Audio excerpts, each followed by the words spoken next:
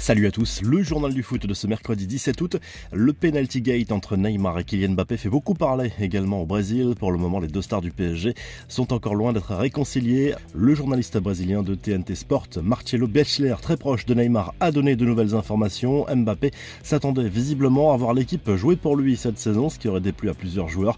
L'ambiance était pesante dans le vestiaire samedi dernier et il y aurait eu une brouille entre l'international français et des joueurs qui a été stoppée avant que la situation s'envenime. Le champion du monde, qui ne se serait pas opposé à un départ de son coéquipier cet été, commencerait à se sentir de plus en plus isolé dans le vestiaire.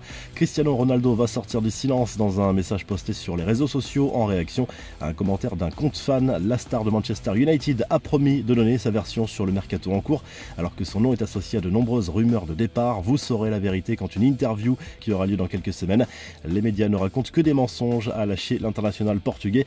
En attendant, CR7 veut toujours quitter les Red Devils, mais semble dans une impasse. Les autres infos et rumeurs du mercato en restent à United. Selon la presse anglaise et espagnole, le club mancunien songerait à faire une offre au Real Madrid pour recruter Casemiro, le milieu défensif merengue, et la nouvelle cible d'Erik ten Hag après l'échec quasi acté dans le dossier Adrien Rabiot en raison des exigences de la mère et agente du joueur de la Juve.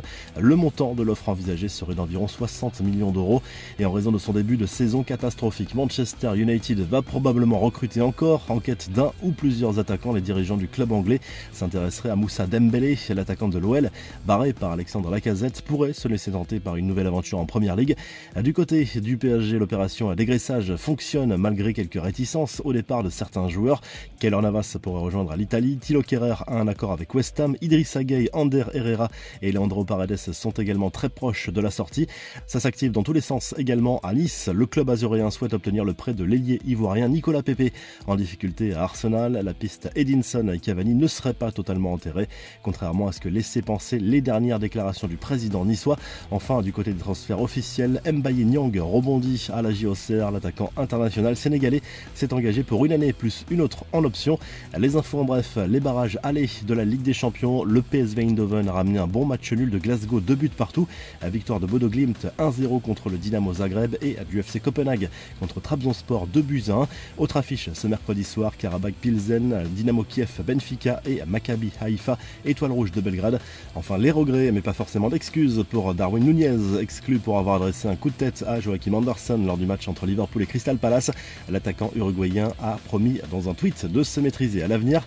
La revue de presse, le journal L'Équipe se penche sur la révolution opérée par l'OM et Pablo Longoria lors de ce mercato estival. Nouvel entraîneur à poigne qui fait déjà des vagues, un effectif renouvelé en grande partie des joueurs recadrés. Le club olympien entame cette saison avec quelques incertitudes.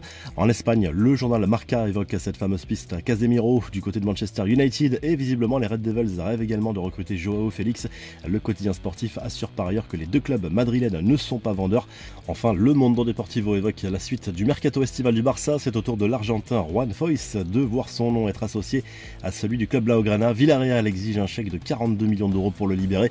Par ailleurs, les négociations sont bloquées pour l'heure entre le club, Gérard Piqué, Sergio Busquets et Jordi Alba dans le cadre d'une nouvelle potentielle réduction des salaires. Si le journal du foot vous a plu, n'hésitez pas à liker, à vous abonner pour nous retrouver très vite pour un nouveau journal du foot.